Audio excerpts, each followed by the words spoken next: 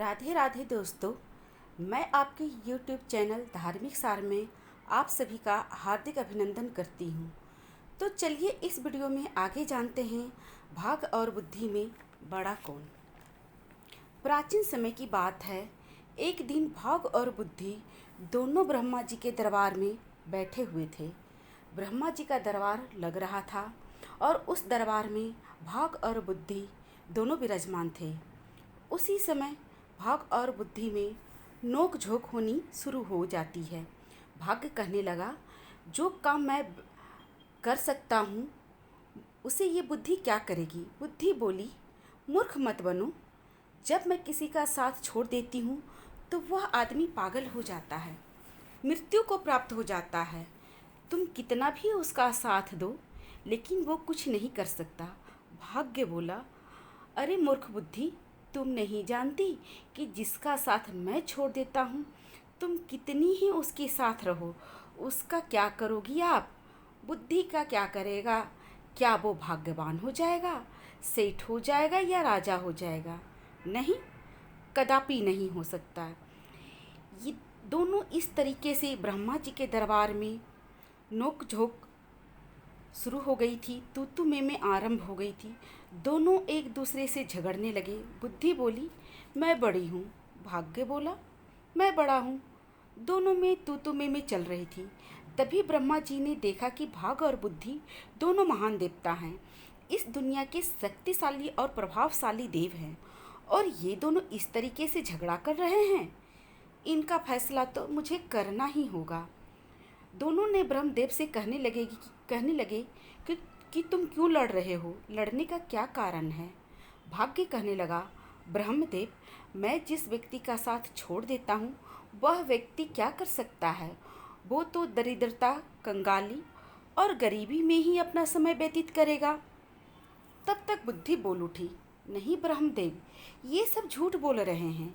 मैं किसी का साथ छोड़ देती हूँ और भाग उसका साथ दे तो वह कुछ नहीं कर सकता। बुद्धिहीन प्राणी तो मृतक के समान होता है। ब्रह्मा जी ने दोनों की बातें सुनी, दोनों के तर्क सुने, और तर्क सुनने के बाद ब्रह्मदेव सोचने लगे कि इन दोनों का फैसला बड़ा गंभीर है। इनका फैसला कैसे किया जाए। ब्रह्मदेव ने उन दोनों से कहा, ऐसे पता नहीं चलेगा। आप अपनी बुद्धि का परीक्षण कीजिए। और भाग्यदेव से बोले, आप अपने भाग्य का परीक्षण कीजिए। आप मुझे इसका प्रयोग करके बतलाइए कि तुम में से बड़ा कौन है। भाग्य बोला, ब्रह्मदेव, जैसी आपकी आज्ञा होगी मैं वैसा ही आपके आदेश का पालन करूँगा, लेकिन बुद्धि मुझसे कभी बड़ी नहीं हो सकती। ब्रह्मा जी कहने लगे, आप मृत्यु लोक में देखिए ध्यान से। ब्रह्मा जी ने मृत्यु लोक दिखाया और कहा कि मृत्यु लोक में एक बुढ़िया और एकमात्र उसका 20 वर्षीय बेटा, दोनों बड़ी गरीब अवस्था में, दयनीय स्थिति में इस जंगल में झोपड़ी डाल के रह रहे हैं। उन्हें खाने के लिए अन्न भी नसीब नहीं हो रहा है। आप दोनों इस पर अपना भाग और अपनी बुद्धि को आजमाइए, और जो इसको धनवान बना देगा, जो इसको सम्राट बना देगा, वही बड़ा होगा। भाग्य कहने लगा, परम पिता, बस ये छोटी सी बात है। बुद्धि बोली, ये छोटी सी बात कैसे हो सकती है। जब मैं इसका साथ नहीं दूंगी तो तुम इसे कभी भी राजा नहीं बना सकते हो। पर भाग्य बोला, देखिए बुद्धि, तुम ये नहीं जानती हो कि मैं इसका साथ दूंगा तो इसे राजा नहीं बल्कि इसे महान सम्राट बनाऊंगा। बुद्धि बोली कि ठीक है, चलो इसी पर अपनी बुद्धि और भाग का प्रयोग करते हैं और हम दोनों का फैसला हो जाएगा। इस युद्ध में जो जीता वही विजयी होगा और वही बड़ा हो जाएगा। भाग कहने लगा ब्रह्मा जी से कि ब्रह्मदेव, पहले मुझे अनुमति दीजिए, मैं जा रहा हूँ और इस लड़के को मैं सम्राट बनाऊंगा। ब्रह्मा जी कहने लगे, ठीक है। तब तक बुद्धि बोल पड़ी कि ब्रह्मदेव, मैं इसका साथ छोड़ के आ रही हूँ।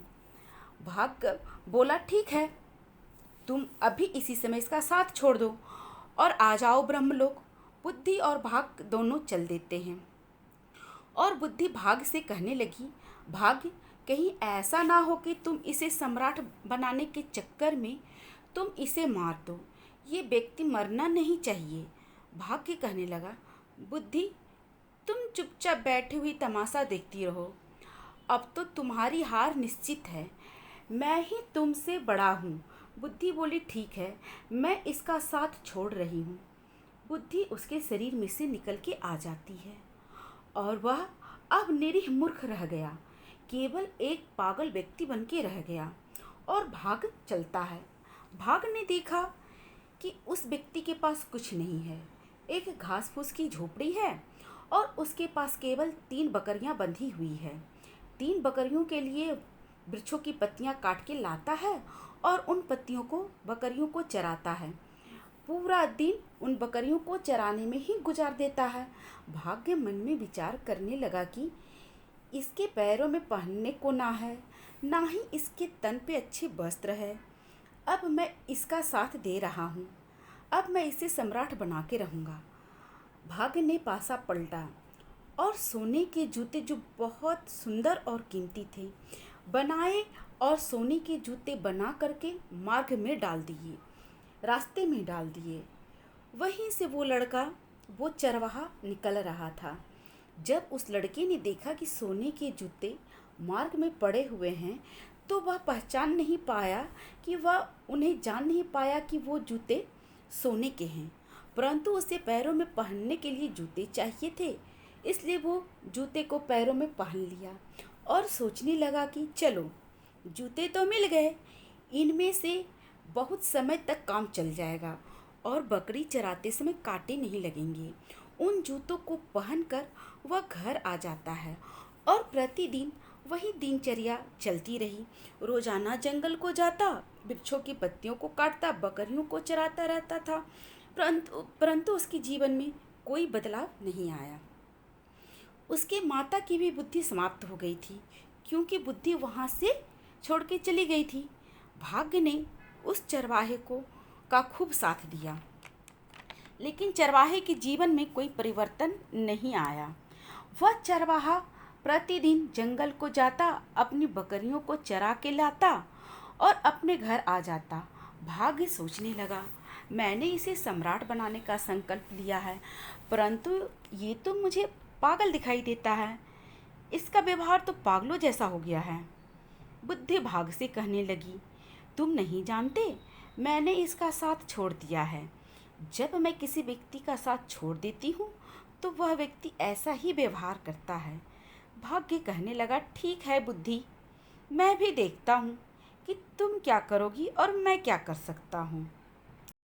अब यहाँ ध्यान से सुनने की बात है कि दोस्तों, कि एक देश का राजा था। उस राजा का नाम था तेज प्रताप। राजा तेज प्रताप के यहाँ एक सौदागर था और सौदागर पीतलों का व्यापार किया करता था और पीतलों का व्यापार करने के लिए उसके पास कुछ ऊँट थे। उन ऊँटों में पीतल को लाद कर ले जाता था और दूसरे देशों को व्यापार किया करता था। एक दिन उसी राजा का वह सौदागर वहाँ से उस चरवाहे के जंगल से गुजर रहा था, निकल के जा रहा था अपने ऊँटों को लेकर के। जब उसने देखा कि इस चरवाहे के पैरों में सोने के जूते हैं और ये इनकी कदर नहीं कर रहा है और इसके बारे में शायद जानता भी नहीं है, तो वह सौदागर अपनी ऊँट से नीचे उतरा और उस चरवाहे से कहने लगा कि भाई, तुम ये जूते कहाँ से लाए हो? तो वह चरवाहा कहने लगा, भाई, मुझे ऐसे ही इस जंगल में पड़े हुए मिले थे। तो सौदागर कहने लगा, क्या तुम इसे बेचना चाहोगे? तो चरवाहा कहने लगा, जरूर बेच दूंगा। इन्हें पहनते पहनते मुझे बहुत समय हो गया है, लेकिन यह टूटते फटते बिल्कुल नहीं है। ये तो ऐसे के ऐसे ही रहते हैं। सौदागर बोला, भाई, तुम इसे मुझे बेच दो, बदले में जो तुम लेना चाहोगे मैं दे दूंगा। तो चरवाहा बोला, भाई, मुझे इसके बदले में ज़्यादा कुछ नहीं चाहिए। मुझे केवल 1 मन आटा चाहिए, जिससे मैं और मेरी माता भोजन बना सके, दोनों समय की रोटी नसीब हो जाए। हम तो भूखे मरते हैं। सौदागर को 1 मन आटे में जूते उस चरवाहे ने दे दिए। बुद्धि कहने लगी, भाग्य, कहाँ सो गए? देखते नहीं, तुम्हारे जूते भी एक मन आटे में बिक गए। सोने के जूते थे, वो भी एक मन आटे में जा रहे हैं। भाग्य बोला, बुद्धि तुम चिंता ना करो, मैं जिसका साथ देता हूँ उसे कोई भी राजा बनने से नहीं रोक सकता। मैं इसे महान सम्राट बना के रहूँगा। बुद्धि कहने लगी, भाग्य तुम मेरे बिना कुछ भी नहीं कर सकते। देखना, तुम इसे अवश्य ही मार दोगे। ये कहीं राजा बनते बनते मर ना जाए। भाग्य बोला, बुद्धि कैसी बातें कर रही हो। देखिए फिर मैं क्या करता हूँ। सौदागर तो एक मन आटा देने के बाद चला जाता है और उधर भाग फिर से चलता है।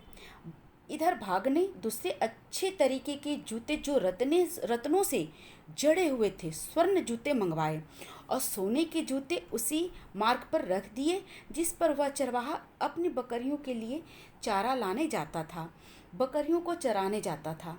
जब उस चरवाहे को सोने के जूते मिले तो बड़ा प्रसन्न हुआ। सोचने लगा कि एक मन तो आटा आ गया और फिर मुझे जूते मिल गए, कोई बात नहीं, दोनों काम चल गए। इन जूतों को पहन लेता हूँ। उस चरवाहे ने फिर सोने के जूते पहन लिए और जूते पहनने के बाद अपनी रोजाना की जो दिनचर्या थी, बकरियों को चराना, उनके लिए घास लाना, हरी पत्तियाँ लाना, वही कार्य करता रहता था। अब सौदागर अपने व्यापार को पूरा करने के बाद, यानी अपने पीतल का व्यापार करने के बाद वापस अपने देश को लौटा तो मन में विचार करने लगा, ये सोने के जूते बड़े सुंदर हैं और क्यों ना इन्हें महाराज को भेंट करूं, ताकि महाराज प्रसन्न होकर के मुझे कुछ इनाम दे। अब तो वो सौदागर महाराज तेज प्रताप के दरबार में दोनों जूते को लेके चला गया। सौदागर ने महाराज तेज प्रताप को दोनों जूते भेंट किए और कहने लगा, महाराज ये दो स्वर्ण जूते मैं आपकी सेवा में ले करके आया हूँ। ये दोनों स्वर्ण जूते अद्भुत हैं, ये तो महाराज के पास होने चाहिए थे। जब महाराज तेज प्रताप ने उन जूतों को देखा तो बड़े प्रसन्न हुए। सोचने लगे कितने सुंदर हैं, ये मानो किसी देवलोक ने, किसी देवताओं ने इसे बनाया हो, मानो स्वयं विश्वकर्मा ने इन्हें बनाया हो। इतने सुंदर जूते। और अपने मंत्री से कहने लगे कि मंत्री, इस सौदागर को 10 सहस्त्र स्वर्ण मुद्राएं इनाम में दी जाए। राजा तेज प्रताप ने 10 सहस्त्र स्वर्ण मुद्राएं उस सौदागर को इनाम में दिए। अब तो सौदागर बड़ा प्रसन्न हुआ और पैसे वाला हो गया और उसने अपने व्यवसाय को बढ़ाने के लिए, अपने व्यापार को बढ़ाने के लिए फिर दोबारा उन ऊँटों में पीतल को लादा और पीतल को लाद कर फिर चल देता है। उसके ऊँट उसी जंगल से निकलकर जाते थे जिस जंगल में उस चरवाहे की झोपड़ी थी। वो चरवाहा अपनी माता के साथ रहता था। यहाँ ध्यान देने की बात है दोस्तों, उसी जंगल से ऊँटों को लेकर के सौदागर जा रहा था और चरवाहा अपनी बकरियों को वहीं चरा रहा था। जब उस सौदागर ने उस चरवाहे को देखा और उसके पैरों की तरफ देखा, फिर सोचने लगा, इसके पास तो दूसरे जूते आ गए, ना जाने ये कहाँ से लाता है, इसको कौन दे जाता है। फिर सौदागर अपने ऊँट से नीचे उतरा और उतर करके उस चरवाहे के पास आया और आके कहने लगा, भाई चरवाहे, क्या तुम इन जूतों को फिर से बेचना चाहोगे? तो चरवाहा बोला, अवश्य बेच दूंगा, परंतु मुझे इसके बदले में आपको 1 बोरी चने देने होंगे। सौदागर कहने लगा, ठीक है, मैं आपको 1 बोरी चना अवश्य दे दूंगा। चरवाहा बोला, ऐसे नहीं, भुने हुए चने होने चाहिए। ये बात सुन करके सौदागर बोला, ठीक है। उस सौदागर ने 1 बोरी भुने हुए चने चरवाहे के झोपड़ी में लाकर रख दिए और फिर जो सोने के जूते थे उन्हें लेकर वो सौदागर चला गया। अब सौदागर मन में विचार करने लगा कि महाराज तेज प्रताप ने मुझे जो पहले जूते लेके गया था उसके बदले में मुझे 10 सहस्त्र स्वर्ण मुद्राएं दी। अब हो सकता है मुझे और भी बड़े इनाम मिले। इन जूतों को मैं महाराज की सेवा में लेकर चलता हूँ।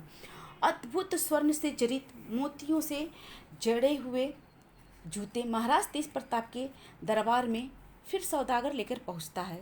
सौदागर कहने लगा, हे राजन, मैं आपके लिए कोई न कोई विचित्र वस्तु अवश्य लाता रहता हूँ। हे राजन, आप इन्हें स्वीकार कीजिए। जब राजा तेज प्रताप ने इन जूतों को दोबारा देखा तो कहने लगा, वास्तविकता में ये जूते बहुत सुंदर हैं। ये तो सोने के जूते हैं और जो पहले जूते थे उनसे भी बहुत ज़्यादा सुंदर और अच्छे हैं।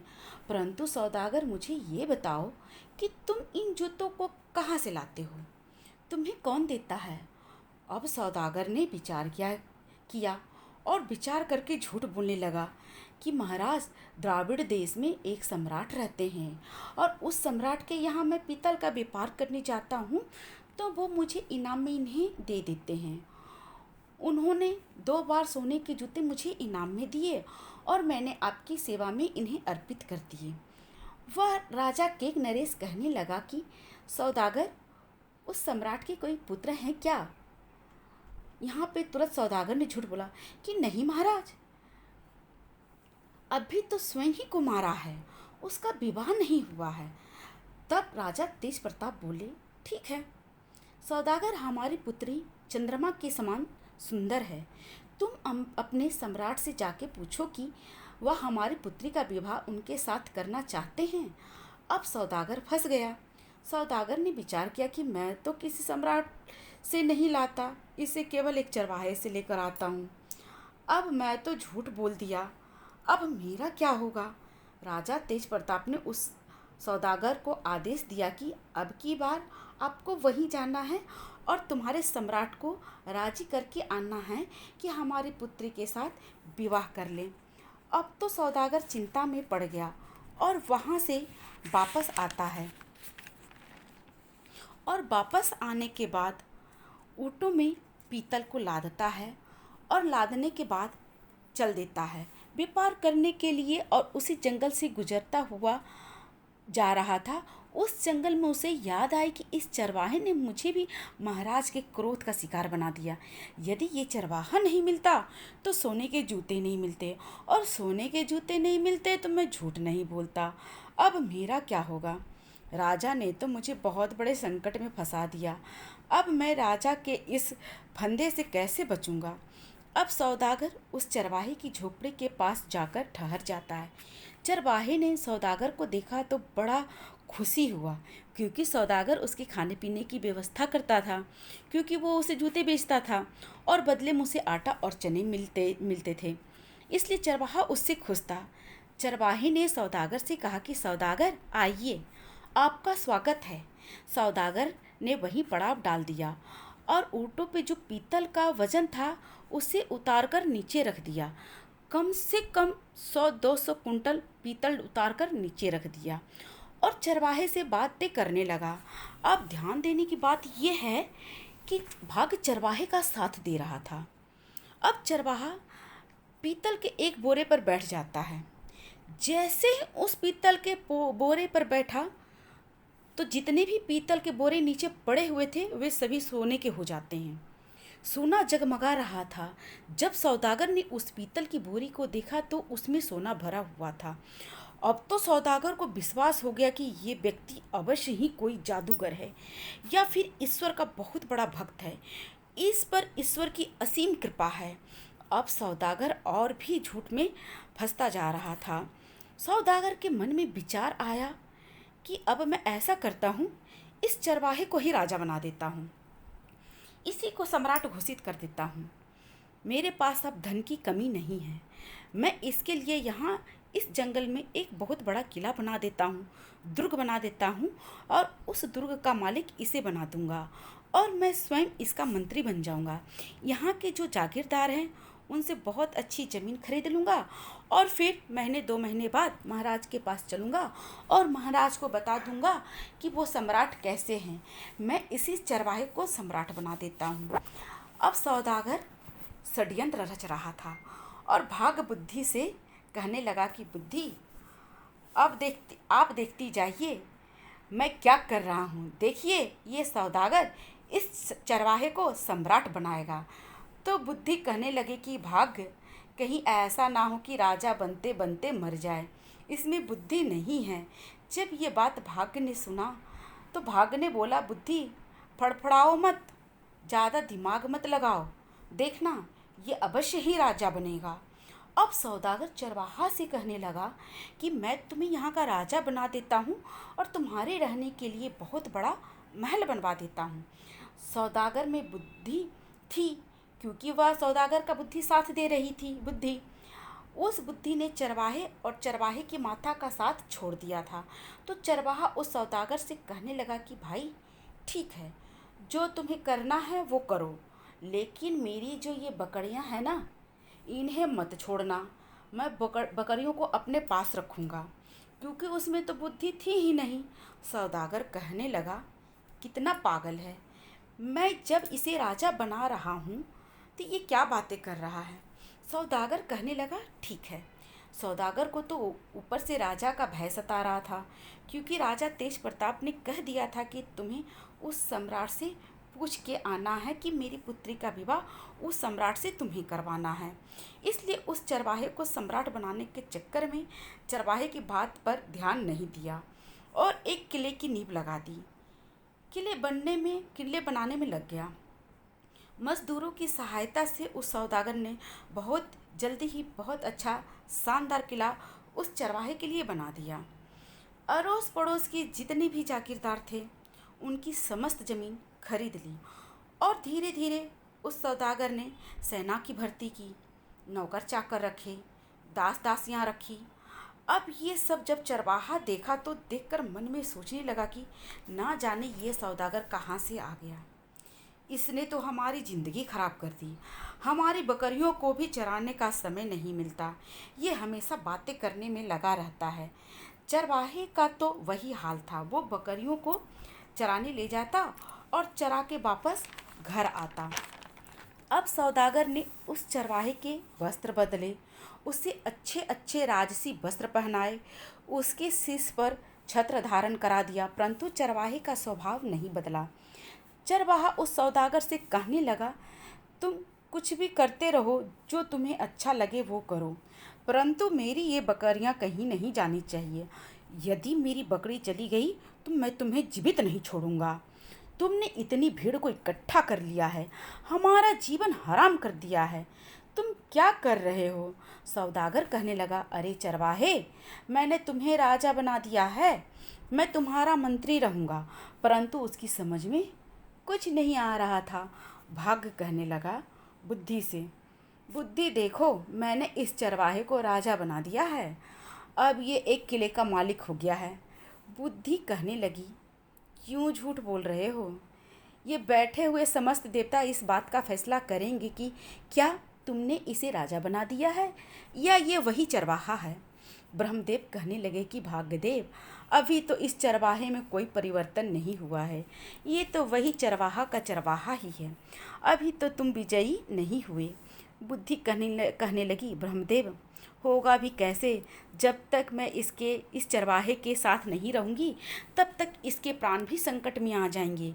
ये मूर्खता करेगा और मर जाएगा। परंतु भाग्य बोला, बुद्धि, मैं इसका साथ दूंगा तो तुम कुछ नहीं कर सकती, तुम बैठी रहो, तमाशा देखती रहो। भाग फिर से उसके पास आ जाता है। अब सौदागर ने एक दिन विचार किया कि चरवाहे के पास 3 बकरी थी, उन तीनों बकरियों को किसी बकरी खरीदने वाले को बेच दिया। और उस चरवाहे को इस बात का जब पता चला तो वह जोर जोर से चिल्लाने लगा, रोने लगा।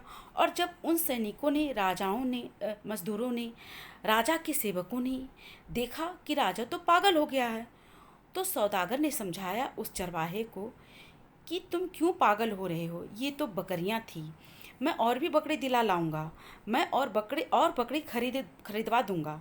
तो इस बात को चरवाहा मान लेता है कि ठीक है, तो चलिए मुझे आज ही बकरी खरीदवा कर लाइए। सौदागर कहने लगा, चरवाहा, तुम ध्यान से सुनो, तुम महाराजा बन गए हो, तुम ऐसी छोटी बातें करते हो, बच्चों जैसी बातें करते हो। मैं तो तुम्हारा विवाह करवाऊंगा, तुम्हारी माता से पूछिए, मैं तो राजा तेज प्रताप की पुत्री जो कि बहुत सुंदर है, उसका विवाह तुम्हारे साथ करवाऊंगा। परंतु वो चरवाहा कुछ नहीं समझ रहा था। कहने लगा, क्या विवाह करवाओगे तुम मेरा? क्या होता है विवाह? क्योंकि उसमें तो बुद्धि थी नहीं, वो तो पागल था, निरीह मूर्ख था। उसकी माता भी कहने लगी कि सौदागर, अब वो सौदागर नहीं रहा, मंत्री बन गया था। बोली कि मंत्री, तुम क्या विवाह करवाओगे? विवाह से क्या होगा? हमारी जिंदगी तो खराब कर दिया तुमने। इतनी भीड़ भाड़ में लाके पटक दिया। हम तो अपनी बकरी चराते थे, झोपड़ी में रहते थे, बड़े आराम से जिंदगी जी रहे थे। मंत्री मन में सोचने लगा कि ये दोनों माँ बेटे पागल हैं। परंतु क्या करूं? ऊपर से महाराज तेज प्रताप का दबाव है, इसलिए मुझे इनकी सहायता तो करनी ही होगी। तब तक 6 महीने का समय पूरा हो गया। अब सौदागर महाराजा तेज प्रताप के पास पहुंचता है। अपने देश में राजा तेज प्रताप के दरबार में पहुंचकर राजा से कहने लगा कि राजन, अब आप अपने नाई और ब्राह्मण को भेज दीजिए। मैंने अपने सम्राट को मना लिया है। सम्राट आपकी पुत्री का संबंध लेने के लिए तैयार हैं, आपकी पुत्री के साथ विवाह करने के लिए तैयार हैं। राजा तेज प्रताप ने नाई और ब्राह्मण को बुलाया, दोनों को सौदागर के साथ भेज दिया। सौदागर उन दोनों को लेकर चलता है, लेकर के आ जाता है जहाँ वह चरवाहा रहता था, जिस राजमहल में, जिस दुर्ग में वो चरवाहा रह रहा था। चरवाहे को उस सौदागर ने नए वस्त्र पहनाए। चरवाहा कहने लगा कि तुम क्या कर रहे हो? ऐसे क्यों विवाह होते हैं? सौदागर बोला, अब तुम चुप रहना, बोलना मत, तो महाराज तेज प्रताप तुझे फांसी की सजा देंगे और मुझे भी फांसी की सजा देंगे। ध्यान रखना, अब आपको बोलना नहीं है। सौदागर की बात चरवाहे के समझ में कुछ कुछ आई और वह मान जाता है। उसका बोटी का जो सिक्का था, उसको जो चढ़ावा दिया गया था, नाई ब्राह्मण उसकी सगाई कर देते हैं और विवाह की तिथि तय कर देते हैं और कहते हैं कि इस तिथि को बारात लेकर के आपको केक देश को आना है। जब चरवाहे की सगाई पूरी हो गई, नाई और ब्राह्मण अपने देश को लौट जाता है। महाराज तेज प्रताप ने पूछा कि कैसा सम्राट है? तो नाई ब्राह्मण कहने लगे कि महाराज, उसके पास तो बेशुमार खजाना है, सोने के जैसे चमकते हुए महल है उसके, बड़ा ही महान राजा दिखाई पड़ता है। अब तो राजा तेज प्रताप भी बड़े प्रसन्न हुए और राजा तेज प्रताप उन्होंने भी अपनी तैयारी पूरी कर ली। विवाह का शुभ दिन नज़दीक आ गया। इधर सौदागर ने चरवाहे को सजाया, दुल्हा बनाया और दुल्हा बना करके कहने लगा कि अब तुम इस 10 पहिया वाले रथ में बैठ जाओ। चरवाहा रथ में बैठ जाता है और उसके साथ स्वयं सौदागर भी बैठ जाता है और बहुत बड़ी सेना हाथी घोड़ा के साथ बारात लेकर के केक देश के लिए चल देते हैं। सौदागर तो बारात लेके जा रहा है, उधर भाग और बुद्धि से कहने लगे, बुद्धि देखिए, मैं इसका विवाह भी राजा की पुत्री के साथ करवा रहा हूँ, मैं वास्तविकता में बड़ा हूँ। बुद्धि कहने लगी कि भाग, तुम अभी देखते जाओ, तुमने इसकी मृत्यु का जाल रच दिया है। अब ये बेचारा चरवाहा तुम्हारे जाल में फंस गया। तुम इसे राजा बना रहे हो, पर ये राजा बनते बनते अपने प्राण ना गवा दे। भाग ने बोला, बुद्धि, जब मैं इसका साथ दे रहा हूँ तो तुम क्यों फड़फड़ा रही हो? चुपचाप देखती रहो कि मैं क्या करता हूँ।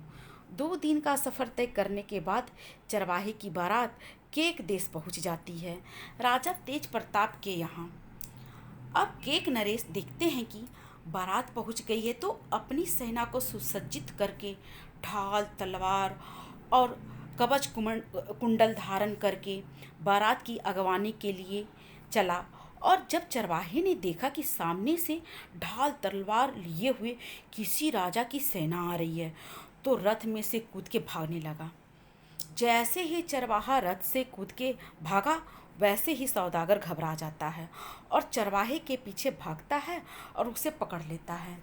चरवाहे को समझाया, चरवाहे से कहने लगा कि ये राजा तुझे भी मार देगा और मुझे भी मार देगा, तुम ऐसे क्यों भाग रहे हो? चरवाहा कुछ डर गया और डर करके रथ में जाके बैठ गया और सौदागर से कहने लगा कि तलवार लेके आ रहे हैं, हमें काटेंगे तो नहीं? सौदागर ने समझाया, तुम्हें कोई नहीं काटेगा, तुम्हारा विवाह किया जाएगा, तुम्हें यहाँ से दुल्हन मिलेगी। अब महाराजा तेज प्रताप आते हैं तो देखते हैं कि चरवाहा जो था देखने में बड़ा ही सुंदर था, परंतु बेचारा बुद्धिहीन था।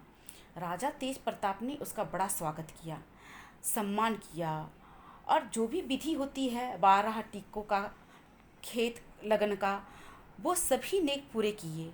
और फिर सौदागर और चरवाहा दोनों साथ साथ रहते थे, क्योंकि चरवाहा ने पहले ही कह दिया था कि जहाँ आप मेरा साथ छोड़ देंगे वहाँ से मैं भाग जाऊँगा।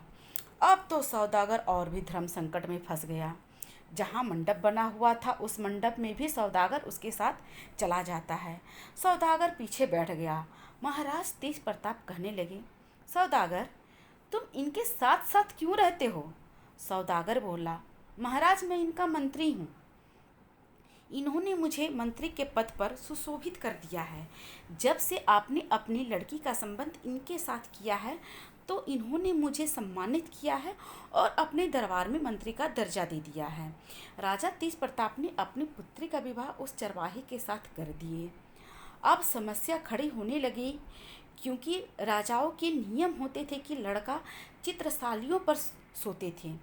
जिसको चित्रसारी कहते हैं उस पर राजा सोते थे। और राजा तेज प्रताप की चित्रसारी जो थी वो ऊपर सतखंडा पर बनी हुई थी। अब सौदागर सोचने लगा, ये अकेला चित्रसारी पर रहेगा तो मेरी सारी चोरी निश्चित ही हाथ आ जाएगी। उधर सौदागर घबरा रहा है और राजा तेज प्रताप के सेवक दूल्हे बने हुए चरवाहे को ऊपर चित्रसारी पर ले जाते हैं। अब रात्रि का समय हो गया। सौदागर चरवाहे से कहने लगा, अब मुझे दूसरे कक्ष में जाके सोना है, यहाँ तुम रहोगे। सौदागर नीचे आ जाता है और चरवाहा अकेला 7 मंजिल ऊपर सतखंडा पर बने हुए चित्रसारी का जो कक्ष है उसमें बैठा हुआ है। सौदागर मन में विचार कर रहा है कि ये चरवाहा कहीं मुझे ना मरवा दे। और उधर भाग बुद्धि से कहने लगा कि बुद्धि, देखिए, मैंने इसका विवाह भी राजा की पुत्री के साथ करवा दिया। अब ये सम्राट बन गया। अब ये बात बुद्धि ने सुनी तो बुद्धि कहने लगी, अरे भाग्य, क्यों बेवकूफ़ बन रहे हो? तुम जानते हो उससे कुछ पता ही नहीं है कि क्या राजा होता है, क्या विवाह होता है। उसकी तो मृत्यु नज़दीक आ रही है, वो तो मरने वाला है। भाग्य बोला, ये तुम क्या कह रही हो? बुद्धि बोली, मैं सत्य कह रही हूँ। जब मैंने इसका साथ छोड़ दिया उसी समय ये मर गया। ये तो अब देख लो, कुछ ही समय में इसकी मौत नज़दीक है। बेचारा ये मर जाएगा। अब तुम इसे बचाने की कोशिश करो, इसे बचाने की। भाग्य बोला, बुद्धि ठीक है, पर ये मरेगा क्यों? ये तो आराम से चित्रसारी पर अपनी रानी के साथ सोएगा। बुद्धि बोली, नहीं भाग्य, अब ये मरने वाला है, आप इसे बचाइए। कहाँ का राजा बनाया आपने इसे? ये बेचारा चरवाहा मरवा दिया तुमने। तभी राजा की लड़की चौमुखी दीपक जला करके 16 श्रृंगार करके अपने पति की कक्ष की ओर जा रही है। जहाँ पर चित्रसारी थी उन पर सोने के लिए चली जा रही है। और जब वो सज धज के चली तो उसकी चूड़ी और पायल बजने लगी, उनकी झनकार होने लगी। अब चरवाहे का ध्यान एकदम से उन पायलों की झनकार पर गया तो अब उसे बचपन की याद आ गई कि जब वो छोटा था तो उसकी माता उसे चुड़ैल और भूतों की कथाएं सुनाया करती थी। भूतों की कहानी सुनता था वो, तो उसके मन में विचार आया कि यह भूत आ रहा है और मुझे यहाँ अकेला छोड़ दिया। अब मैं यहाँ अकेला क्या करूँ? तो जो चित्रसारी का कक्ष था उसके पीछे की तरफ एक खिड़की लगी हुई थी। 7 मंजिल ऊपर कक्ष में खिड़की थी और चरवाहे के मन में विचार आया कि इस खिड़की से कूद करके भाग चलता हूँ। बुद्धिहीन था, चरवाहे में बुद्धि तो थी ही नहीं। वो अपने प्राण बचाने के लिए उस खिड़की की तरफ आगे बढ़ रहा है। बुद्धि बोली, भाग, रोको इसे, अब ये मर रहा है, ये मरने वाला है। तुमने इस चरवाहे को मार दिया, ये क्या किया? ब्रह्मदेव भी कहने लगे, वास्तविकता में ये चरवाहा मरने वाला है। जब ये 7 मंजिल ऊपर से नीचे कूदेगा तो इसे कौन बचाएगा? इसे तो स्वयं मैं भी नहीं बचा सकता। भाग बोला, ब्रह्मदेव, ये तो निरीह मूर्ख है, अब मैं क्या करूं? मेरे तो कुछ समझ में नहीं आ रहा है। और तब तक वो चरवाहा खिड़की तक पहुंच जाता है। अब भाग बुद्धि से कहने लगा कि बुद्धि, यदि तुम इसे यहाँ से बचा दो तो वास्तविकता में मैं बहुत छोटा हूँ और तुम बड़ी हो। मैं तो तुम्हारे सामने हार स्वीकार करता हूँ, लेकिन इस चरवाहे के प्राण बचाइए। बुद्धि बोली, भाग, क्या तुम नहीं बचा सकते हो? तुम तो इसे सम्राट बना रहे थे। मैंने तो तुम्हें पहले ही कह दिया था कि तुम इसे मार रहे हो, सम्राट नहीं बना रहे हो। तुम तो इसे मृत्यु के नज़दीक ले जा रहे हो, और वही काम किया तुमने। भाग्य बोला, बुद्धि, मैं हार गया। तू बड़ी है, मैं स्वीकार करता हूँ। समस्त देवताओं के सामने भाग्य ये कहने लगा। ब्रह्मदेव बोले, बुद्धि, तुम बड़ी हो तो इसे बचाओ, इसे मरने से रोको। बुद्धि शीघ्रता से दौड़ती है और उसके शरीर में प्रवेश कर जाती है। जैसे ही बुद्धि ने शरीर में प्रवेश किया तो चरवाहे ने नीचे की तरफ देखा, उस सतखंडा के ऊपर से, और नीचे देखकर विचार करने लगा, क्योंकि उसमें बुद्धि आ गई थी उसके पास, और वह दूर भाग थोड़ा दूर हट गया था। बुद्धि का प्रभाव उस पर हावी हुआ और वह सोचने लगा कि मैं तो यहाँ मर जाऊँगा, ये तो बहुत ऊंचा स्थान है, मैं यहाँ से कूदूँगा तो मेरे प्राण चले जाएंगे। अब वो खिड़की से वापस लौटता है और मन में सोचने लगा कि ये राजा का महल है, फिर राजा के महल में ये भूत और चुड़ैल कहाँ से आ गई? ऐसा तो नहीं हो सकता, यहाँ तो प्रकाश फैल रही है, मसाले जल रही है, देखता हूँ कौन है। तब तक वह राज दुलारी, उस चरवाहे की पत्नी, राजा की पुत्री, उस दरवाजे को खटखटाने लग जाती है। बुद्धि जागृत हो गई। उसने हिम्मत करके उस दरवाजे को खोला तो देखा कि उसकी पत्नी हाथ में दीपक लिए हुए, 16 श्रृंगार किए हुए आ गई थी। उसे देख करके बड़ा प्रसन्न हुआ।